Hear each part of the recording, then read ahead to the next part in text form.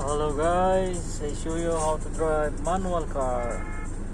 This is the gas, brake, and clutch. To the right, control the gas and brake, and the left is clutch.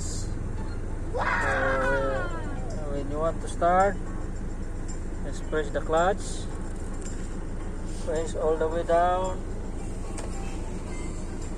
After, you can change to gear number 1.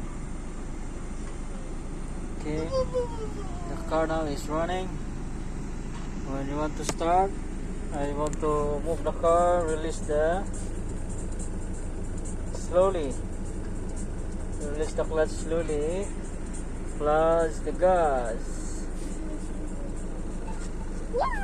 and then you can release the handbrake.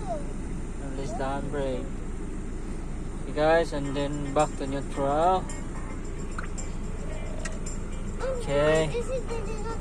I'm here with my... Say, Morde, say hello to camera. Hello. Say hello to camera.